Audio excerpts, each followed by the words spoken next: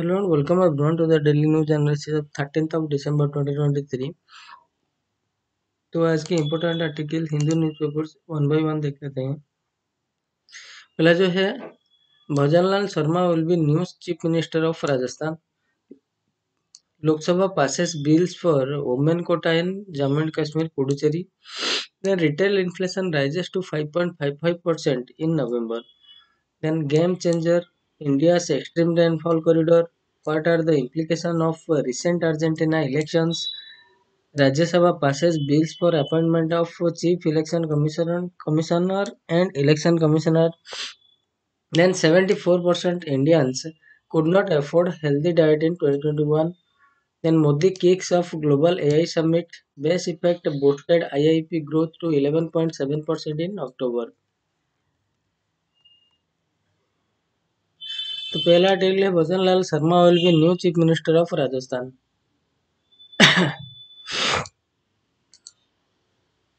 In a surprise decision, the BJP on Tuesday selected first-time MLA from Jaipur district is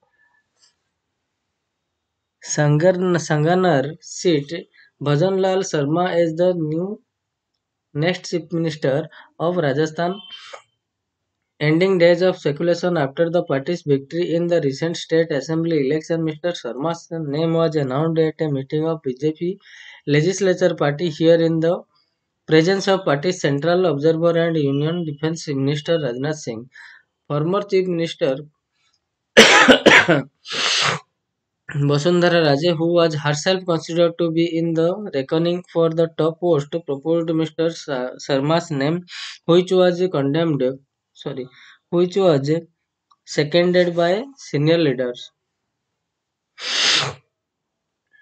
Hailing from Nadbai in Bharatpur district, Mr. Sharma's 56 served as the party's state general secretary 4 times before defeating the Congress Pushpendra Bharadwaj with a margin of 48,081 votes in the recent assembly election. The party also announced Vidyanagar Jaipur MLA Diya Kumari and Dudu MLA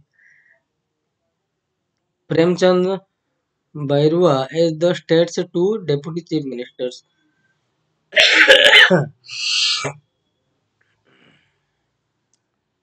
Then Mohan Yadav to take oath as the MP Chief Minister of today. Mohan Yadav will take oath as the Chief Minister of Madhya Pradesh at a ceremony in Bhopal on Wednesday. Prime Minister Narendra Modi, Union Minister Amit Shah, BJP National President JP Nadda, Chief Minister of various BJP-ruled states, Union Ministers and other senior leaders will attend the swearing-in ceremony scheduled to take place at the noon. The party has meticulously chosen a caste combination representing diversity in the state leadership, with a higher caste Brahmin Chief Minister and Deputy Chief Minister Mrs. Kumari belonging to Rajput community, and Mr. Bairua coming from the scheduled caste background. Mr. Singh announced that Ajmer North MLA Vasudev Demnani, who was the education minister in the previous Vasundhara Raje government, would be the new assembly speaker. The chief minister designate, accompanied by his two deputies, went to Raj Bhavan in the evening and met the Governor Kalraj Mishra to stake claim to form the new government. A Raj Bhavan spokesperson said the governor had received a letter from the BJP delegation informing him of Mr. Sharma's election as the legislature party's leader along with the list of 115 MLAs. Mr. Mishra invited Mr. Sharma to take oath as the chief minister. The swearing-in ceremony is likely to be held on December 15. Mr. Sharma said in a brief interaction with press persons after the legislature party meeting that the BJP MLAs would meet the expectation that the people had with the ruling party. Senior Congress leader and outgoing CM Ashok Gehlot said he expected that Mr. Sharma, while working as chief minister, would maintain the pace of development and fulfill the goal of making Rajasthan the leading state of the country. The next article है Lok Sabha passes bill for women quota in Jammu and Kashmir and Puducherry. Next article जो है retail inflation rises 5.5% इन नवंबर। ये दो article एक slide में cover हो जाएगा। Lok Sabha on Tuesday passed two bills to extend the provisions of Constitution 106th Amendment Act, which grants a 33% reservation to women in the Lok Sabha and state assemblies to the union territories and union territories of Puducherry and Jammu and Kashmir.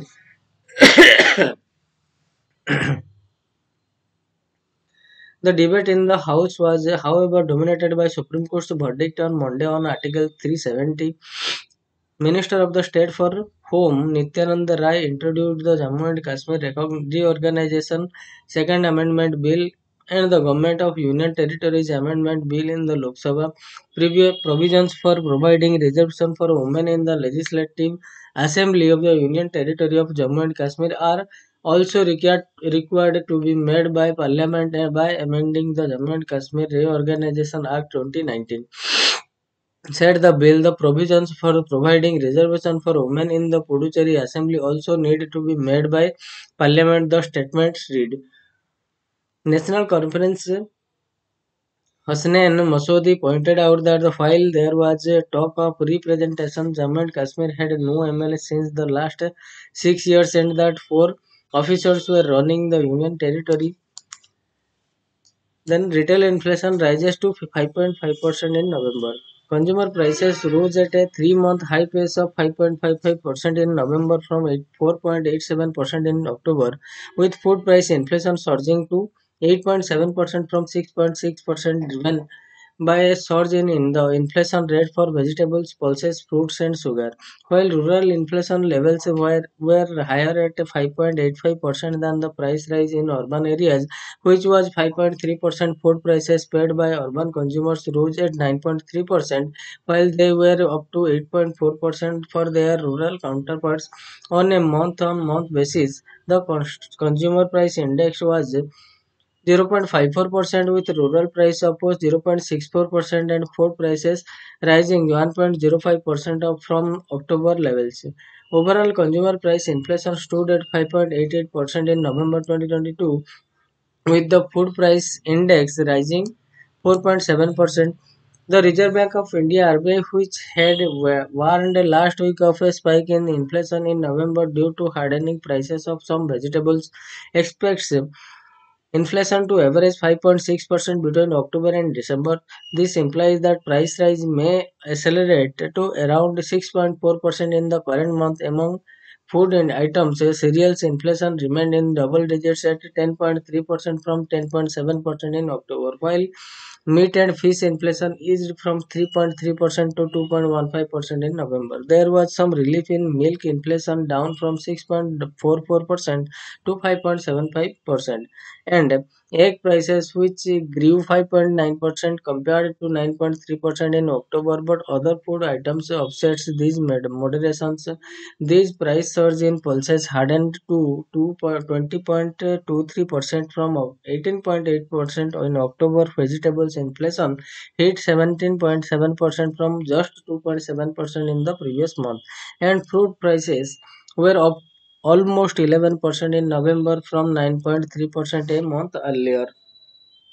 Most non-food prices rose at a milder pace than October, including clothing and footwear up to 3.9%, education 5.01%, healthcare 5.51%, household goods and service 3.56%, and housing 3.55%. Among the 22 major states that the National Statistical Office computes inflation rates for, Odisha recorded the highest inflation at 7.65% in November,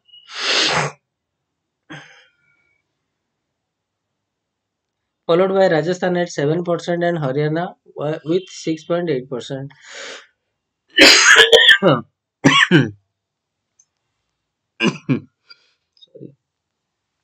The inflation rate was above the central bank's tolerance threshold of 6% in 8 states, including Gujarat, Bihar, Punjab, Karnataka, and Telangana. Uttar Pradesh with a 5.56% inflation was the only other major states to witness higher inflation than the national average of 5.55%.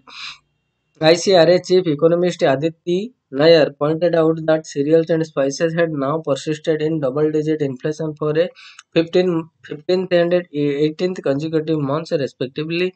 The silver lining, the she said, was that core inflation excluding food and energy prices had eased to 4.2% in November, the lowest so far in the post-pandemic period.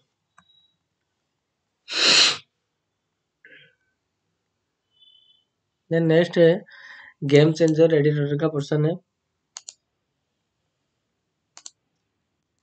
less than a month after the UK drug regular approved Casgevy, the gene therapy to treat people above 12 with sickle cell disease and beta thalassemia, the US FDA has approved two gene therapies, Casgevy and Lyfgenia, to treat sickle cell disease in patients over 12. Its decision on approving Casgevy gene therapy for treating beta thalassemia is expected by March 2024. This landmark decision marked by the beginning of the gene therapy using the CRISPR-Cas9 tool to treat disease that could otherwise be cured only through bone marrow transplantation. While Lyfgenia uses a disabled lentivirus as a vector to introduce into the blood stem cell a new gene for hemoglobin that mimics the healthy versions. Casgevy uses the gene editing tool of CRISPR-Cas9 to disable a particular gene BCL11A that turns off fetal hemoglobin production in blood stem cells while about 10% of adults continue to produce fetal hemoglobin in others.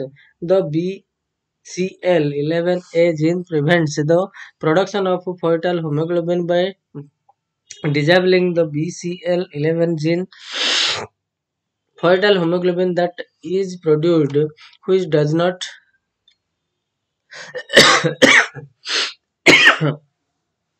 have the abnormalities of adult hemoglobin, helps treat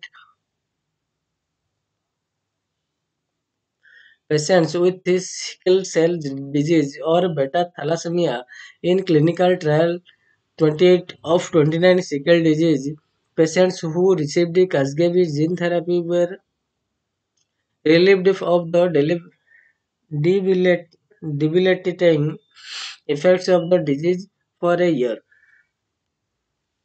For beta thalassemia, 39 of 42 patients did not require blood transfusion for 1 year, and in the remaining three, the need for blood transfusion reduced by more than 70% in the case of clinical trial involving Lyfgenia. 30 of 32 sickle cell disease patients did not suffer from severe blocked blood flow caused by sickle cells, while 28 of 32% did not experience any blocked blood flow even 6 to 18 months post infusions. Since both gene therapies use patients' own blood cells for gene editing, the number of patients who can potentially be treated will be huge. Of these treatments do not rely on matching bone marrow donors, but in reality, these treatments would not be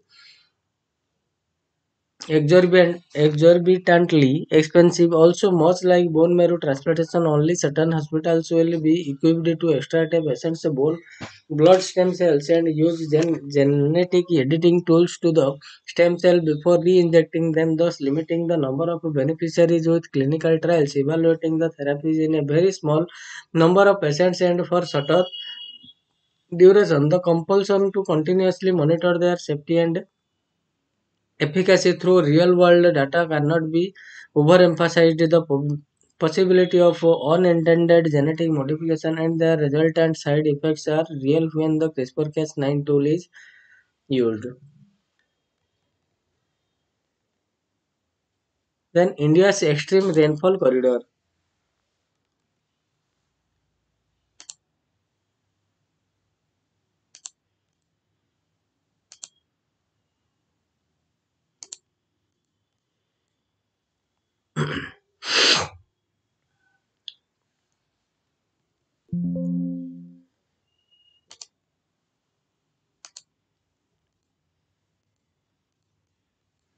The Indian monsoon has well-known features such as the onset of the monsoon, the withdrawal, the active and break period, and the low pressure system of or monsoon depression. Every aspect of the monsoon has been affected by global warming. The total seasonal rainfall has also trended downward for more than 7 decades due to the differential heating of the land versus the ocean due to global warming. However, this trend has been distributed unevenly through the monsoon season as manifest in the longer duration but lower intensity of dry spells and the greater intensity of wet spells. While the Indian Meteorological Department IMD has made progress in the forecasting extremes, multiple factors can combine to still produce devastating heavy rains events that remains hard to anticipate. Where does the extreme rain occur? India's monsoon forecast rely heavily on its relations to the El Nino and the La Nina phenomena, although these relations hold only about 60% of the time. We also know of the other global relations, but translating them to better predictions requires careful modeling experiments. Researchers are also continuing to search for additional process understanding, especially for high impact extreme rainfall events. A new study of which the author was part has found that despite all these seemingly disparate changes in different aspects of the monsoon dynamics, a remarkable stationary element exists in terms of where the synchronized extreme rainfall events occur. The so-called large scale extreme rainfall events are actually simultaneous or non-simultaneous heavy rain episodes that are strewn across a highway that extends from the parts of West Bengal and Odisha to parts of Gujarat and Rajasthan. The most remarkable new findings is that the corridor has remained unchanged from 1901 to 2019 is in the seemingly chaotic change in all aspects of the monsoon. Such a trapping of extreme event to a relatively narrow corridor is good news for potential improvement in the process of understanding, which is bound to lead to better prediction of these synchronized extreme rainfall events. What does this mean for the monsoon stability? Traditional statistics methods tend to miss the complex relations between multiple nodes of rainfall centers. Rainfall data of the IMD at a 25-kilometer scale in latitude and longitude offer a rich field over which the sophisticated network analysis can be applied to extract the nodes that have highest synchronicity in rainfall with other nodes near and far. This analysis applied in this study found that the most active nodes have followed this highway for more than a century. The link length between nodes or scales of synchronicity have remained nearly constant at an average value of about 200 kilometers. We can use a popcorn and kettle analogy here to understand this better. Central India is the kettle that warms up from the pre-monsoon into the monsoon. The monsoon rainfall system are like a kernel of corn popping randomly across the kettle, but it turns out that the kernels are popping in a synchronous dance in an indication that large group of popcorns are jumping up at the same time. An analysis of winds and other circulation features indicates that the monsoon domain has been unique in the remaining fairly stable for formation of these extreme dis- despite the various kicks from all topics, tropical oceans and from pole to pole. What do the findings mean for forecast? Some researchers have said that stationary element no longer exist in climate system because of global warming, yet the Indian monsoon continues to produce surprises in the way it is able to synchronize heavy rains events as well as stick to highway for such a long time. This is also the corridor for monsoon depression, which themselves have shown an increase at the 3 to 10 day timescale while decreasing at a lower frequency of 10 to 60 days. These changes are manifest in active and break periods has started above the main candidate for the geographic tapping of synchronized extreme rainfall is likely to be range of mountains running along the west coast and across the central India. This hypothesis need to be tested in models, but its implications for improving forecast of such events is undeniable. The findings also suggest that in order to improve forecast, increasing the model resolution and computation cost may not necessary. Instead, the focus can be on the dynamics of synchronization. So the potential for reducing risk at the smaller scale for these large scale extreme rainfall events for agriculture, water, energy, transportation, health, etc. is also alluring. Fortunately, India is in a solid position vis-a-vis its modeling capacity and computational resources to fully exploit this potential.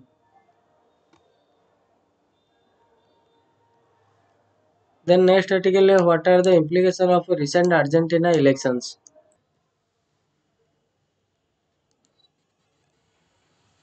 In December 10, Javier Milei, a far-right libertarian, was sworn in office as the president of Argentina on November 19. He won the election by defeating the left-leaning economic minister of Argentina, Sergio Massa. Who is Javier Milei? Javier Milei is a radical libertarian economist and self-proclaimed anarcho-capitalist is known for his economic policies which challenge the thieves of the political elite. Mr. Milley was elected to Congress in 2021, successfully attracting voters with his promise to flatten the political system. He popularly came to be known as the Chainsaw Man, as he used a chainsaw during his campaign to highlight the vitality of the reconstruction of Argentina. Additionally, he is an admirer of former US President Donald Trump and has been compared to Brazil's former president Jair Bolsonaro. What are Milei policy proposal? Mr.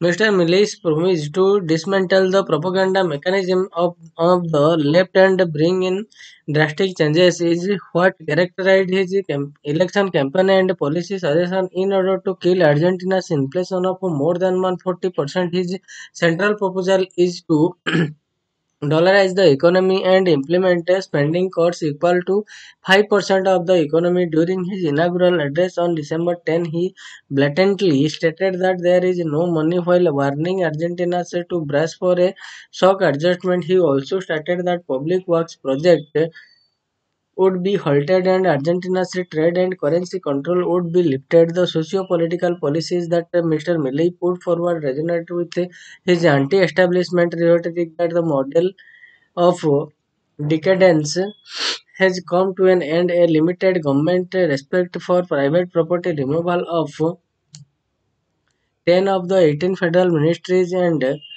privatization of the state-owned media are some of his suggestions. What do the election results signify? The elections have several implications for Argentina nationally, of which the fall of Peronism is pivotal. One, Peronism is a movement that emerged in Argentina in 20th century and has its root in social justice. The election marked the first time since 2015 that a Peronist government failed to win. Mr. Milei's victory is also indicative of a rise of the right, with his victory reflecting the profound discontent among segments seeking a break from tradition. However, there are concerns on whether this change will come at the cost of societal institutions. Furthermore, there was a clear departure from conventional politics as the public illusions with the traditional parties handling of economic challenges brought on unconventional approaches.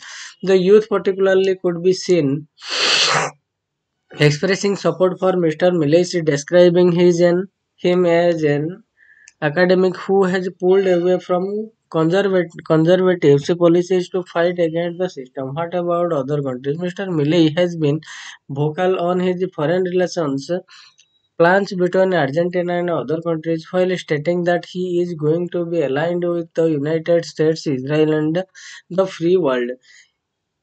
He remained sharply critical of working with China, Brazil, and Russia countries he considered as communist regime. There are several concerns that ending ties with these countries, especially China and Brazil, and could have negative implications for Argentina's trade. His belief that the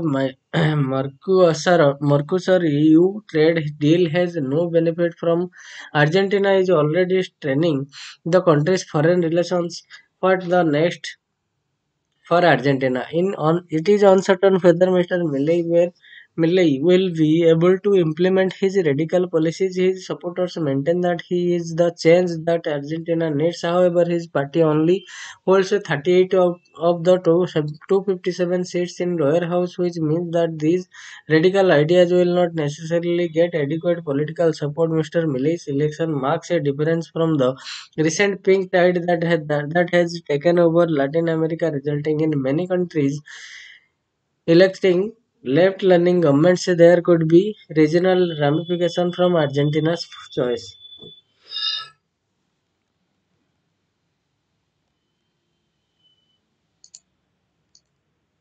The next, Rajya Sabha passes bill for appointment of CEC and EC.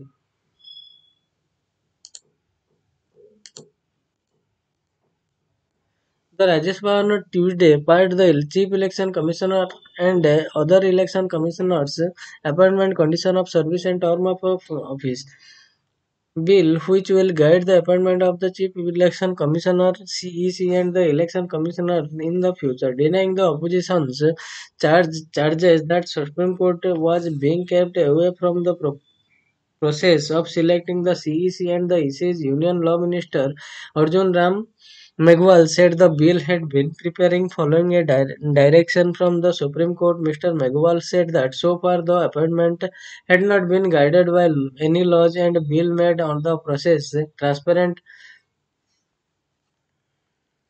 The law minister said in 1991 Act did not have a clause related to the appointment of CEC and ECs. He said the names of the commissioner had so far been decided by the government, and from now on a search and selection committee would look over the process. A clause related to protection from inflation of initiation of legal proceedings against the CEC and EC for action taken while carrying out their duties has also been introduced through the bill, he said. Apparently, accepting suggestions from former CEC, the center brought two amendments bringing the protocol of the CEC and EC on par with Supreme Court judges with similar salaries and emoluments. The opposition wanted to send the bill to select committee, but this was rejected by the House. The opposition questioned the intention of the Centre. Congress General Secretary Randeep Singh Surjewala, who initiated the debate, said the bill violated the constitution, subjugating election commissioners. It is completely negates and subjugates the election commission of the authority of executive, and it does away willingly maliciously the judgment of the Supreme Court, and that is the way this law is per se like a stillborn child, he said. An independent appointment mechanism would guarantee eschewing of even the prospect of biases. This is what this government is afraid of. I am saying it with a sense of responsibility, for they do not want an independent election commission. Chief Election Commission and Election Commission, they want a bucket, sorry, pocket bomb, bro. Mr. Sujal said, adding that the process was arbitrary, that intent was malicious, and the result was disastrous. That it was what is going to happen, he said.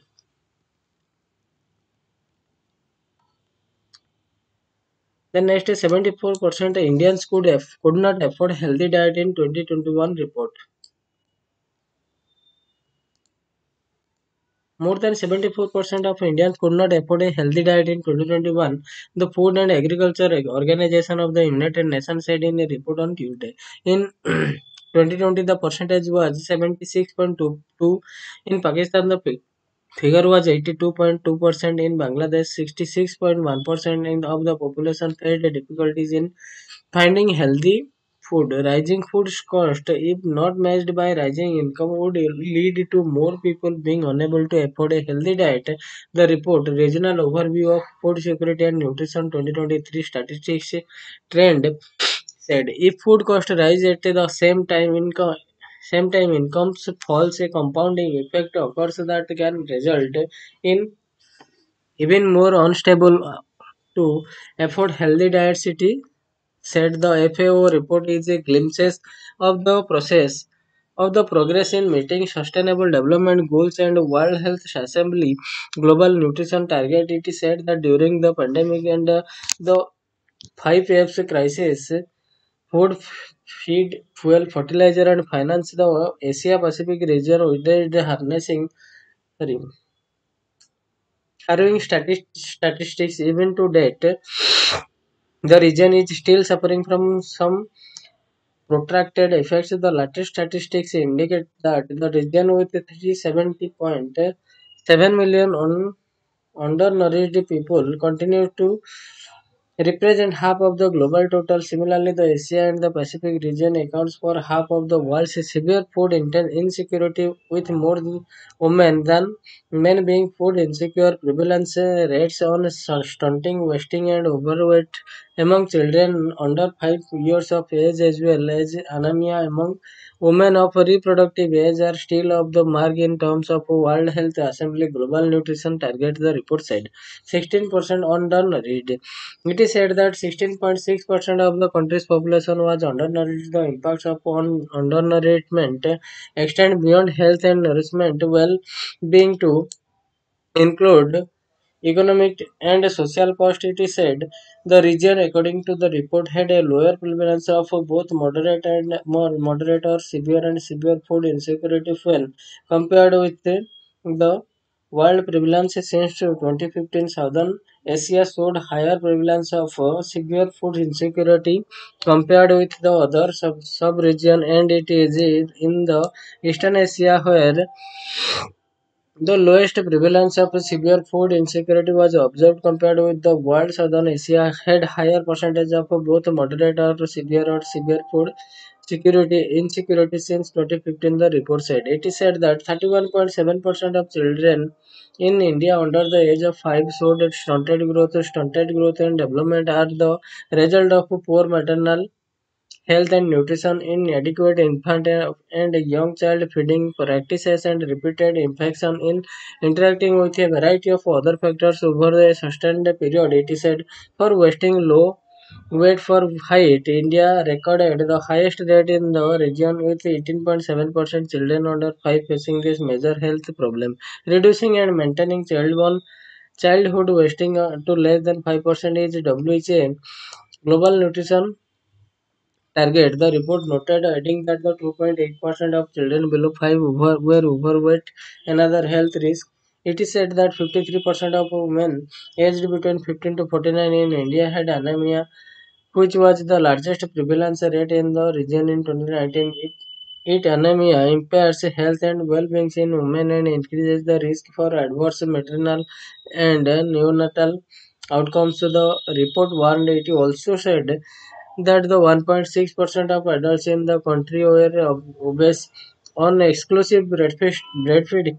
Among infants in the age group of 0 to 5 months, India had improved the prevalence with a percentage of 63.7%, which is higher than the world prevalence of 47.7%. India had the highest prevalence of low birth weight in the region, 27.4%, followed by Bangladesh and Nepal.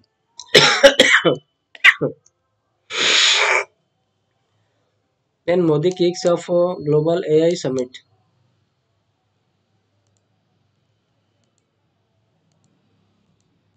The annual Global Partnership for Artificial Intelligence Summit kicked off in New Delhi's Bharat Mandapam on Tuesday.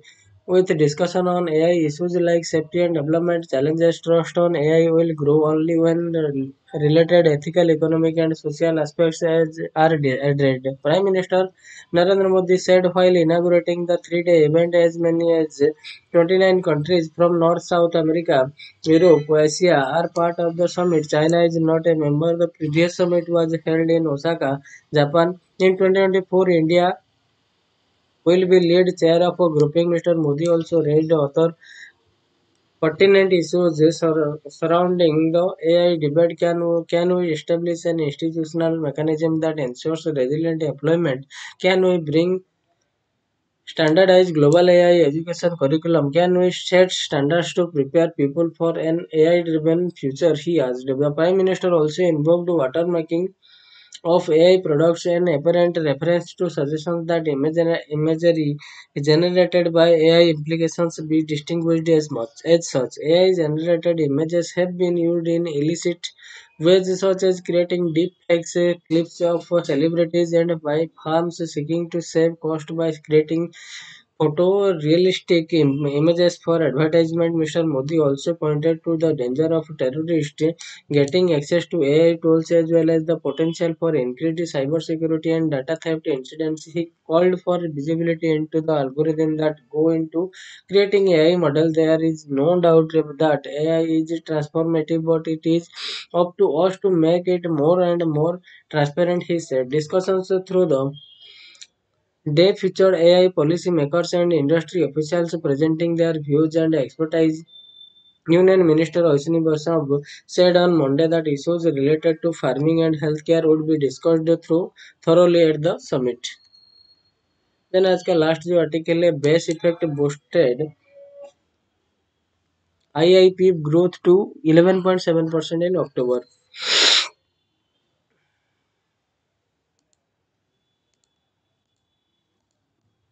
India's factory output grew at a 16-month high rate of 11.7% in October, recovering from a 3-month low rate of 5.8% in September thanks to base effect from last year when output had dropped 4.1%. Manufacturing output grew 10.4% and is opposed to 5.8% contraction in October 2022 but was merely 0.4% over the September 19 of the 23. Manufacturing sectors grew in October on end use basis. All six segments grew in October with double digit growth in four sectors: capital goods 22.6%, consumer durables 15.9%, primary goods 11.4%, and construction goods 11.3%.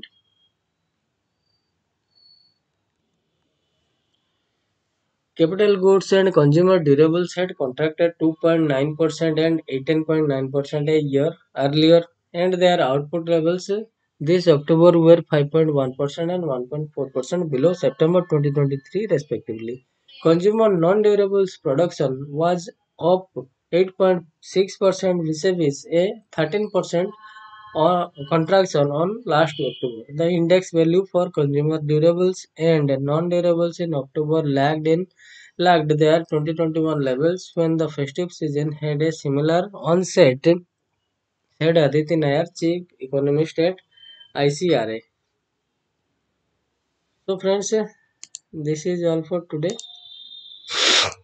and we will meet from tomorrow onwards. Tomorrow, that is, 14th December 2023. We'll continue from this date.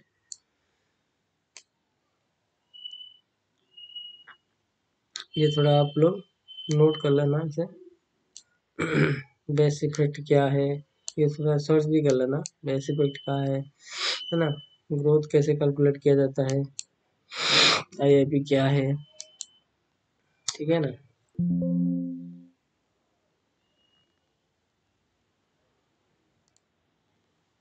So thank you